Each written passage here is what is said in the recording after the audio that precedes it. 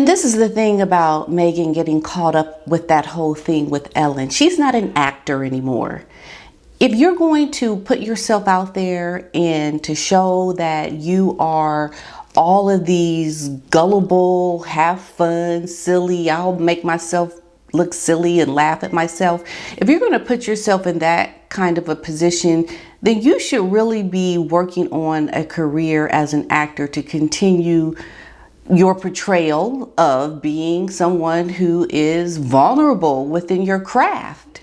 But she is trying to transition into something that takes her from being an actor to being a royal to now being a philanthropist. And you try to merge that royalty with that actor, and it don't go. It don't fit. It's like you're trying to mesh together an ideology of something that would give you credibility and also make you appear to be fun and goofy acting at the same time. And those two don't merge well. So I would have highly advised for her not to do something like that. And especially the way she did it. I think she could have done it a little bit more dignified. She basically has lost in the round of the information being revealed about her as a proven liar. So she's essentially lost that battle. But they are still on the verge of trying to show censorship to all the people who are opposed to them, because see, they want people to think that people are lying about them. All these newspapers are saying things that are not true. But what the people who are looking to them favorably don't understand is that these newspapers are telling the truth about them. They're not lying. They're really getting it correct. But Harry and Meghan are exposed and they don't like it. They don't like it, so they want to try to control the narrative. So that means trying to control the people who are speaking out against their lies. And that is very dangerous for them to even try to even go there. I'm sure a lot of you already know Lady C has been talking about how Prince Harry should put his title, everything, that makes him the prince, put it in abeyance so that he doesn't risk damaging the monarchy, and then he can go out and do all the things that he wants to do, to push his own personal beliefs. And that is the proper way to do things, but I doubt he'll do that. I don't know that anyone's really advising him on the things that they should be doing. I think that they essentially think they can just go off and do whatever they want because that title has really gone to their head. There's so much that they could bring value to if they just got rid of their egos. If they could just really have that all-encompassing love of doing good. And I think Harry had that at one point, but he's been corrupted by his wife and her social climbing and her access to power now. It has really corrupted her mind.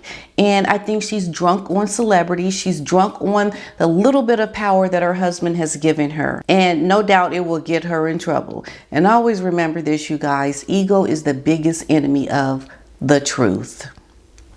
You guys know when Meghan was on Ellen and she was talking about the Halloween party that they had went to. They were in disguise. Nobody knew who they were.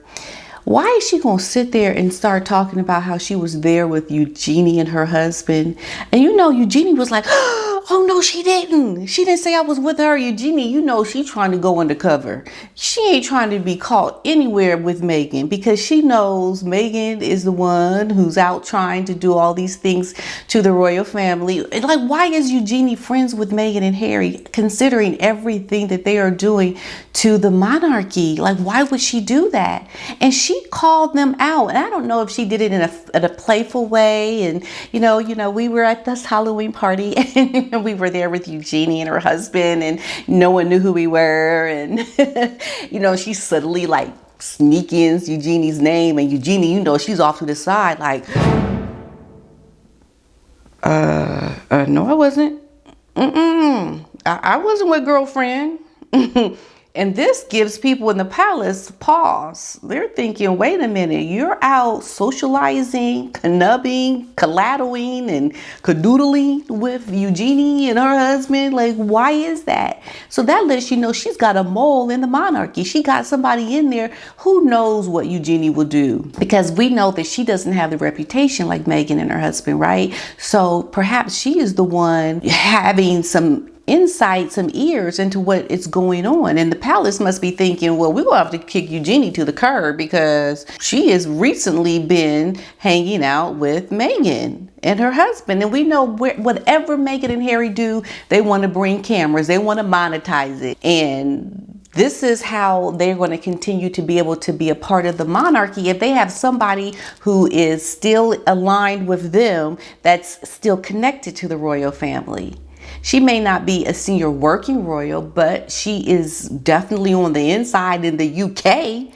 She's definitely got her ears to the information that could easily be told to Harry and Meghan. It's heartbreaking that so much controversy is coming out for the Queen right now. These are her last years of her life, and she has to deal with this nonsense. When people like Meghan lie, you have to know, okay, we can't really trust her because she's been proven a liar. People like, or organizations like the BBC, there were things that they're doing covering up certain truths and not really being forthright with their information and their reporting either. So can they even be trusted?